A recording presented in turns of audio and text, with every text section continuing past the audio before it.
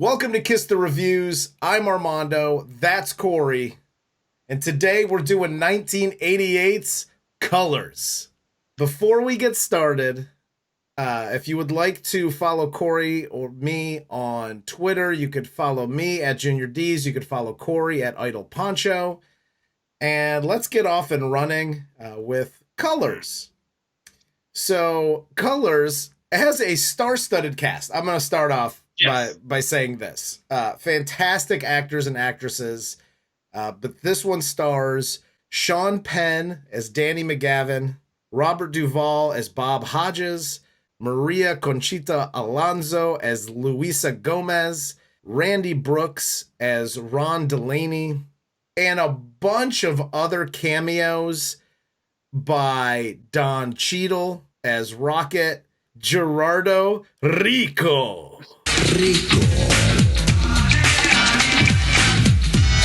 Suave as Bird, Glenn Plummer as High Top, Damon Wayans as T-Bone, and your man, Leon, as I believe it's Killer B. Damn right he is. So, if you knew nothing about this movie, which, again, I haven't seen this, it came out in 1988. I maybe It's saw been it. a while. I maybe saw it in 1990 or 91 the last time. But if you've never seen this movie and you just saw the cast, you'd be like, dude, I gotta check this out. Oh, yeah. And we'll get into it, but I was severely disappointed in this movie. Oh, this was just, I was able to get so much cleaning done while I was watching this movie, and I missed nothing. I missed nothing. Yeah, this was such a contrast to watching a Tarantino flick last week, where you kind of got to pay attention in a Tarantino flick, to this where you could take a nap for a half an hour and not miss anything. Yep. I told you before we even started recording, this was like, and it was 2 hours long. So first and foremost, way too long for this. Yes. Second of all, this was like watching Cops for 2 hours. Almost. At least the characters in Cops are believable. Dude, some of this, let's get into this because I got some shit here.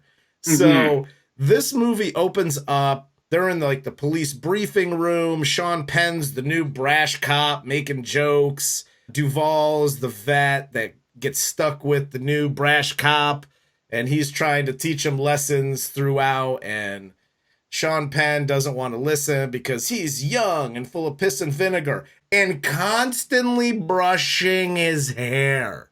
And they're all brushing their hair. Robert Duvall's brushing both sides of his ears the whole fucking time. And Sean Penn is just full Fonzie. Hey! One thing I'll say about that I was pleasantly surprised was I remembered Sean Penn's cop being a lot more racist.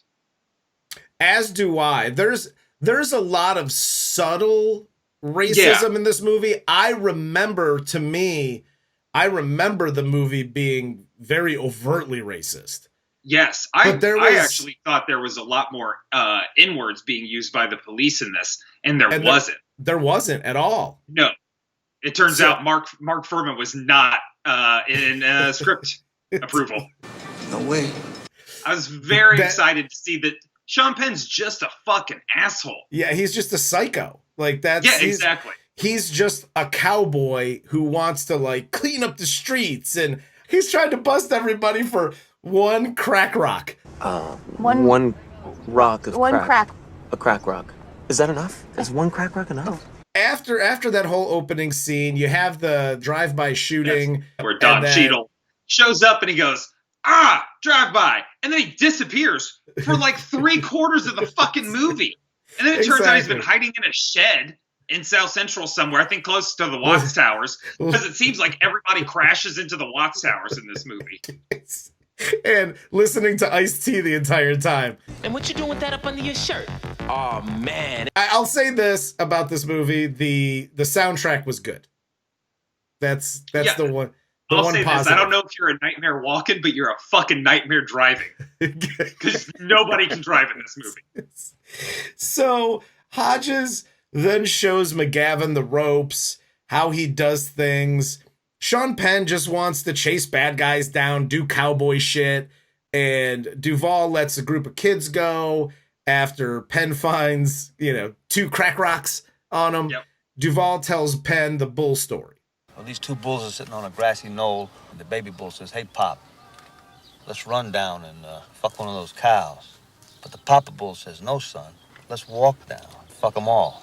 And it's supposed to, there's a message in that story, and Sean Penn is basically like, funny story, dude.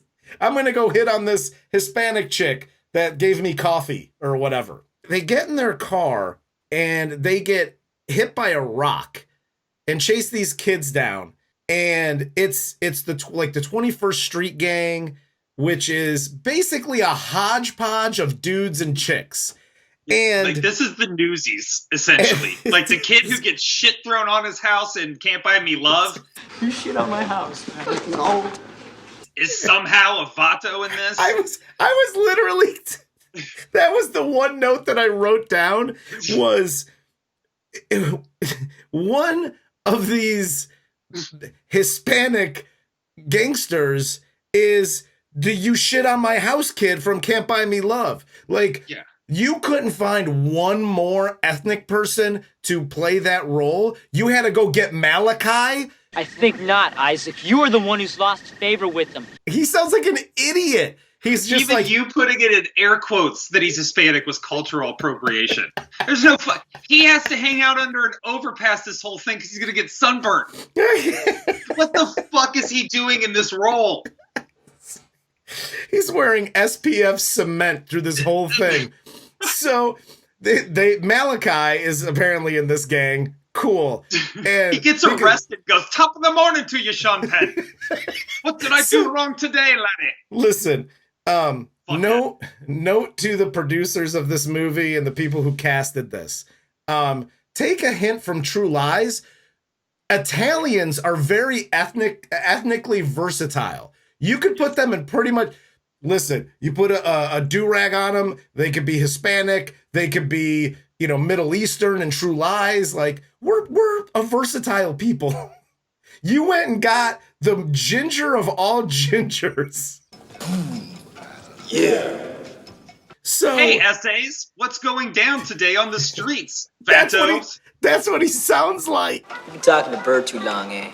The next scene is the town hall meeting, which it gets heated here, and it shows a bit more real shit. Like, And am I crazy, or did Tony Todd pop up and start?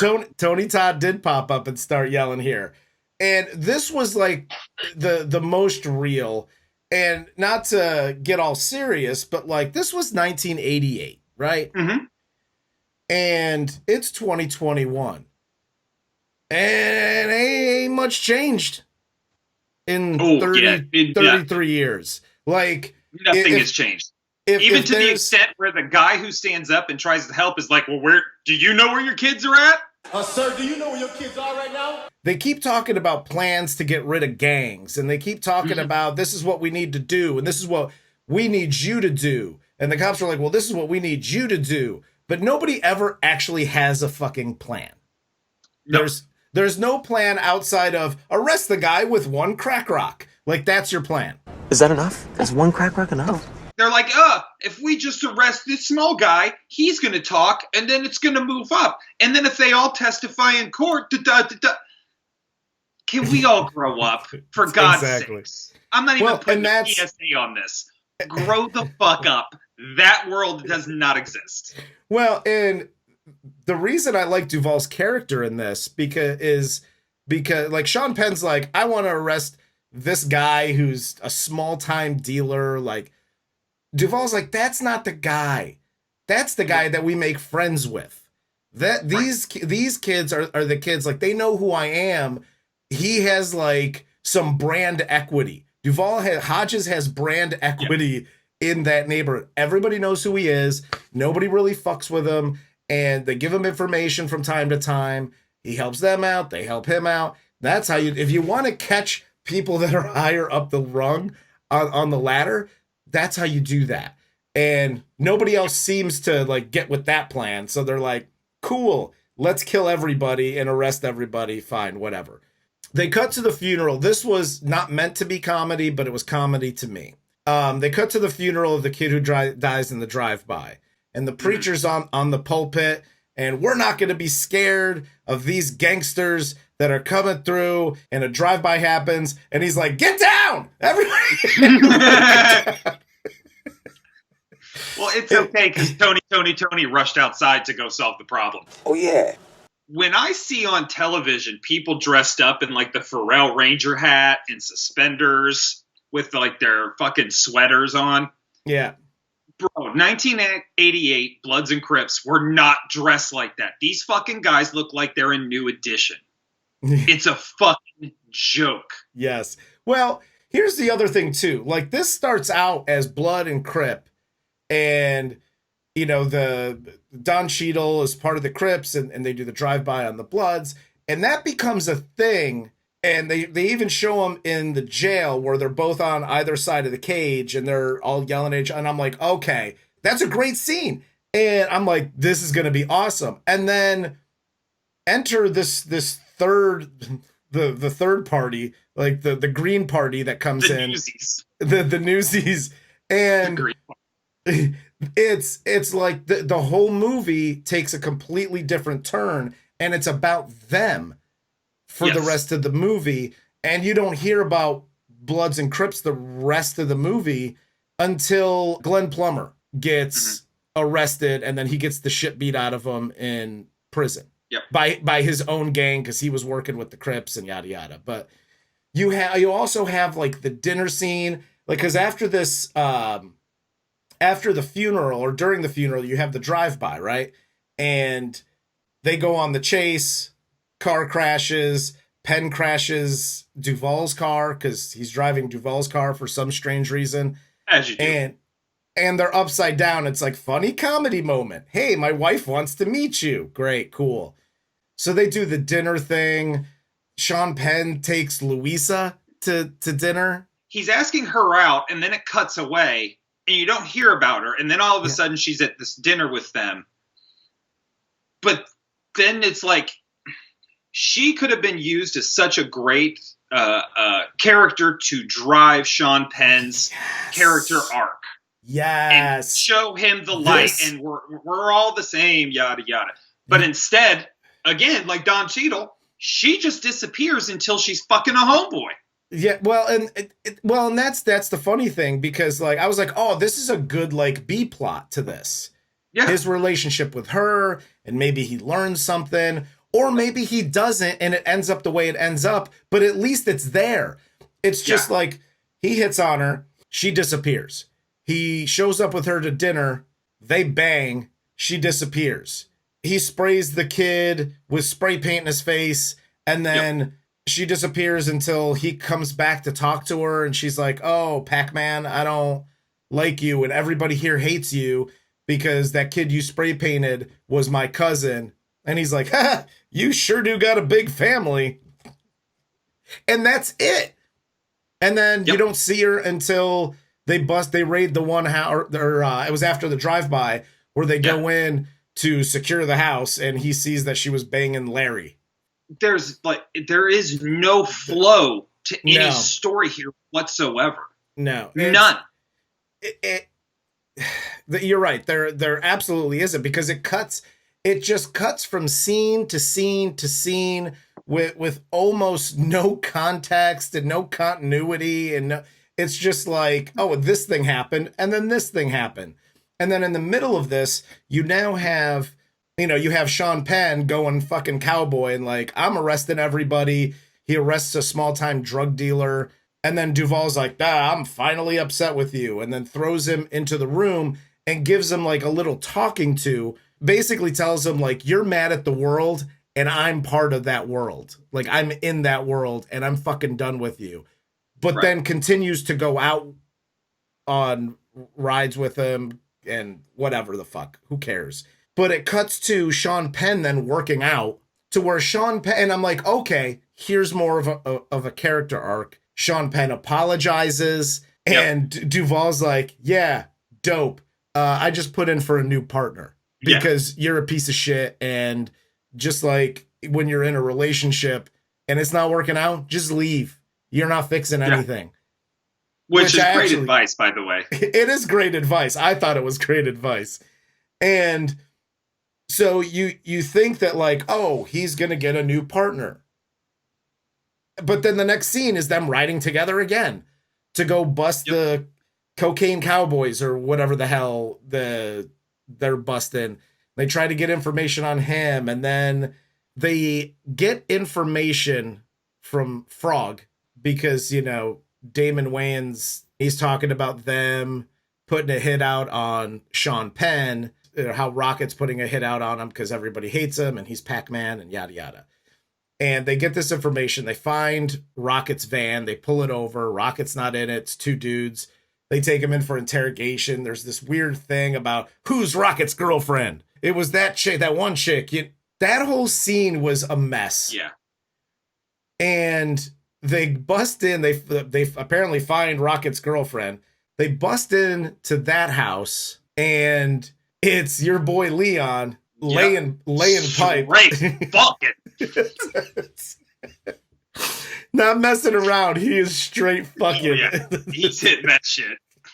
And but again, not meant to be comedy, but they're like banging on this dude's door. They're like, "Hey, it's the police!"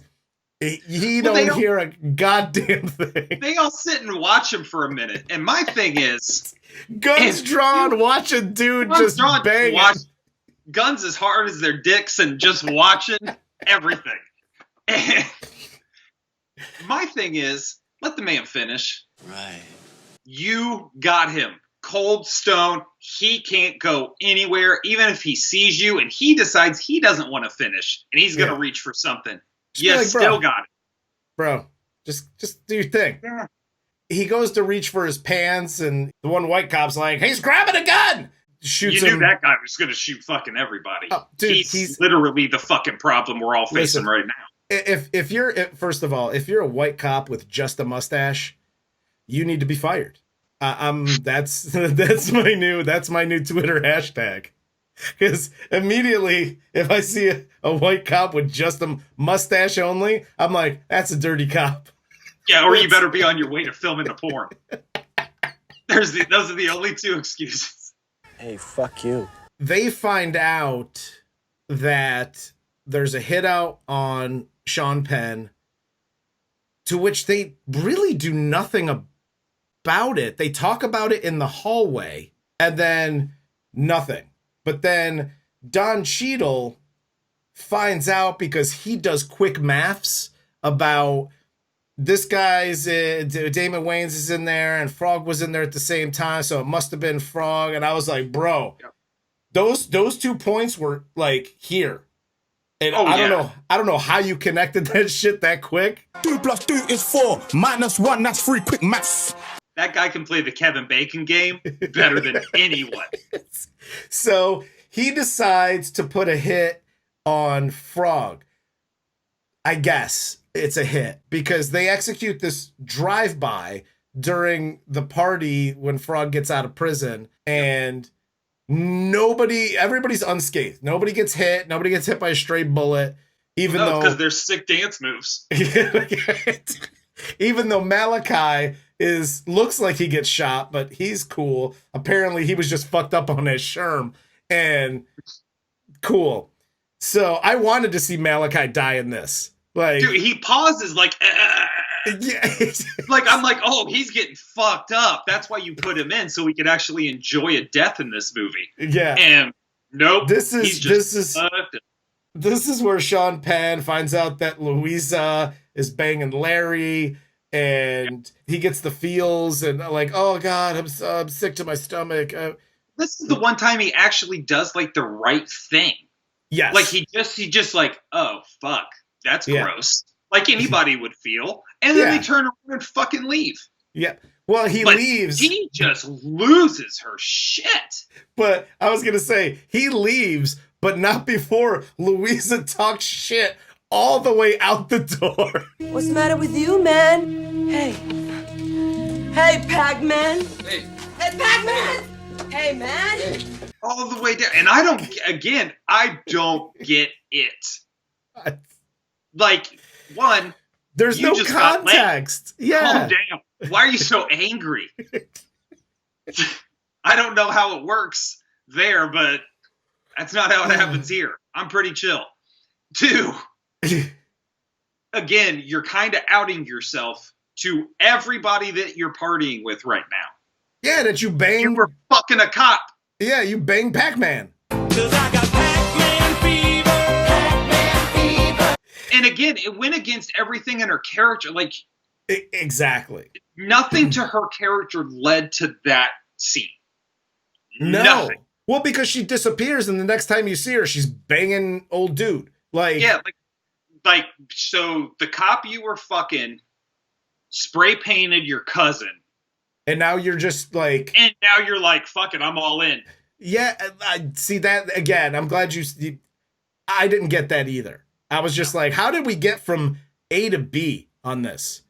Yeah. I'm like, you skipped a couple letters. It's like A to F. Like, I don't understand what happened in there, but apparently, quick math. Quick maths. Frog figures out who it is, and so we're gonna attack Don Cheadle's crew, and they show up, guns and grenades ablazing. Grenades. How are the newsies getting their asses kicked walking into one territory and out the other? They got grenades. Nobody's thrown a grenade this entire movie, and they're just like, fuck it. Whoop. Fucking tactical as shit. Yeah, and they the kill. guy that was dancing like this was tactical as shit. Yes, he was. So they kill everybody. Don Cheadle's the last one left. Him and Larry have the little standoff with Uzis, and they shoot each other 47 times, only hit each other like 4 times, which is very accurate for the Uzi. We've already discussed this. Fucking Uzis. Don't use Uzis. Watch the fast shows. Fucking Uzis. Don't use Uzis. They're horrible, horrible weapons. But then the police track down Frog's crew, and they all swarm in, arrest them. And during the arrest, Rico decides that he's going to pick up a gun and shoot Robert Duvall. It's a shotgun. Yes. So there's a whole scene before this where the captain's like, make sure you have your vests on. Like, this is a thing. Everybody strap up with your vests. He says vests like 40 times. They go out, they make this arrest, or they're in the process of making these arrests. Rico Suave picks up a shotgun, and he's a decent distance away from Duvall. Shoots Duvall. Duvall immediately goes down, which is fine, because you're like, oh, he opens up the shirt, he's got a vest on. But there's one blood stain in the middle of his chest, and I'm like, he shot him with a shotgun, right? And he had a vest on, right? That's not how that works. Like, I don't think the shotgun would pierce through the vest. There are shotguns that that don't have the pellets inside. It's just like a single. Yeah. But still, I mean, they have grenades, so of course, why wouldn't they fucking have that? Why didn't Rico Suave throw the grenade? Exactly. The line here, this whole situation is fucking ridiculous. Yes. Because you have these guys lined up on their hands and knees, hands behind their backs. You're patting them down. You've already called out one gun. You have multiple officers on the scene patting down an entire gang. Yes. And this guy has a shotgun up his ass? Yeah. And he's just like, nah, fuck it. And again, for what? They've had a relation, and I'm not saying he wasn't aiming at Hodges. Maybe he was aiming at Pac-Man. But still, they've had a relationship with this crew. Yes. The whole time. Yeah. They have this. I mean, fuck. The gang leader ratted to you. That's why you're in this shit. Yeah. So for them to just be like, fuck it, I'm killing I'm killing somebody. Well, I'm taking a cop down. And it just, I didn't get that at the end. That was almost like, well, we have to make Robert Duvall die. Yes. So how are we going to do it? Well, so Frog in this, because Duvall's arresting Frog, and he's talking to him, and Frog basically said, "What you tell, Holmes? Huh? What you tell? Nobody. You fucking liar." Why would Duvall tell him? Right. He doesn't. Apparently, Frog does not do quick maths, and he's bad at the Kevin Bacon game. Yes. Rocket figures everything out in 2 seconds. Frog's like, "Yeah, you told Rocket. We told you." Okay, cool, whatever.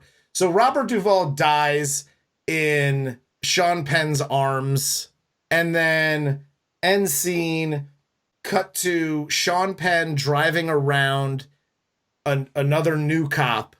Like, why is everybody's a new cop? Nobody's been on this on the force for like a couple of years. Old partner, young partner. Yeah, it's either like you've been on the force for 30 years or you just showed up today, like out of the academy. So he's driving this, his new partner, and his new partner is a cowboy, and he's trying to chase people after one crack rock. And then Sean Penn is now telling him, is basically trying to play the Duvall character, but very poorly, and then tells and massacres the bull story.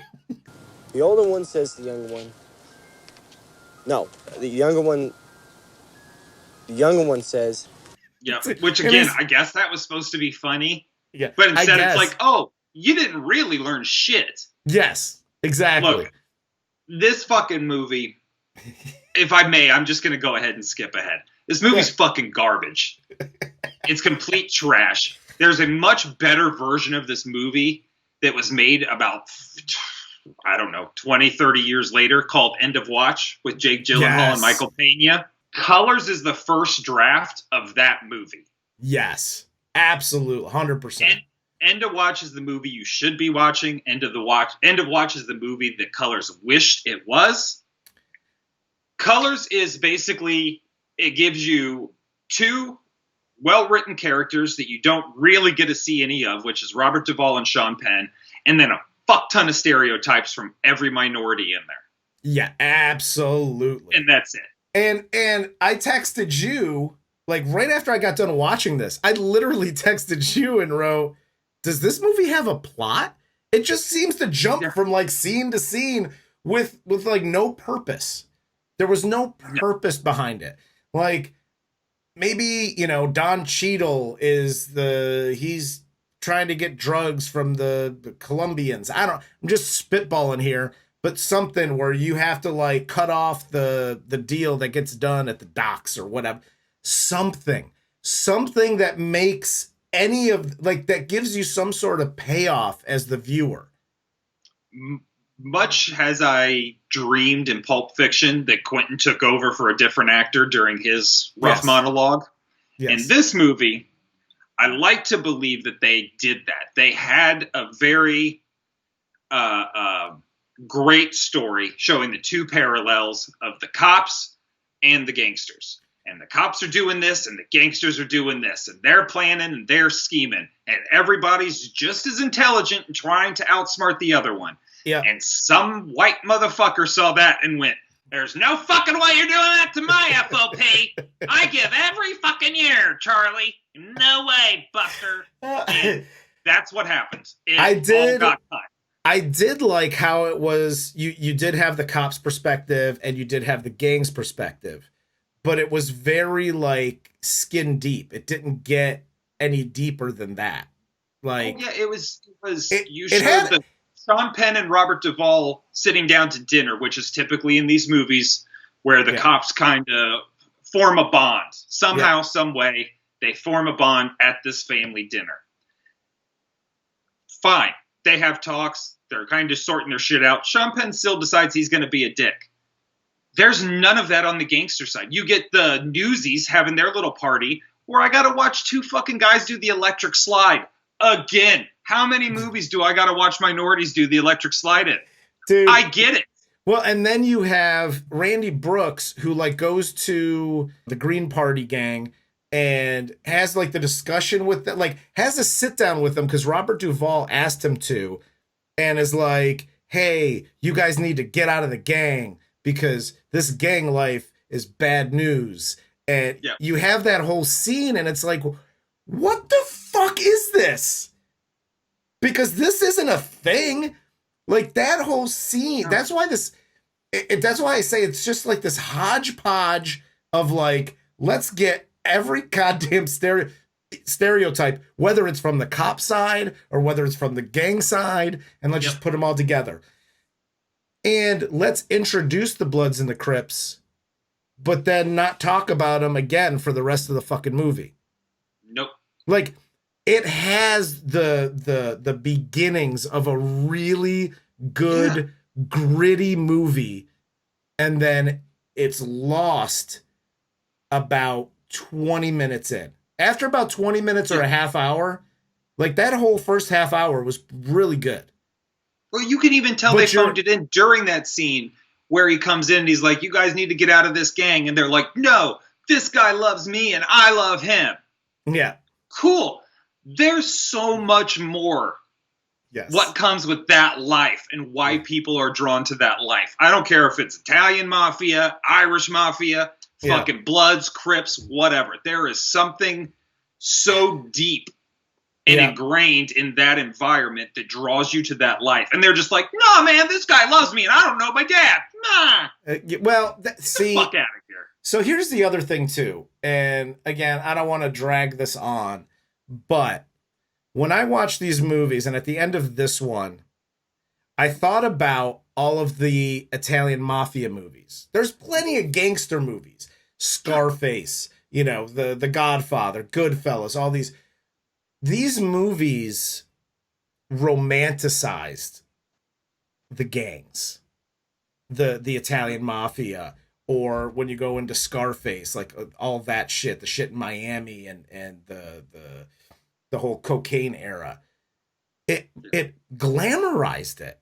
This is just like, oh, let's just throw a bunch of stereotypes together and let's just see what happens at the end. Like, perform drive-bys and shit in a shack. It needs to be done. Does this movie stand the test of time?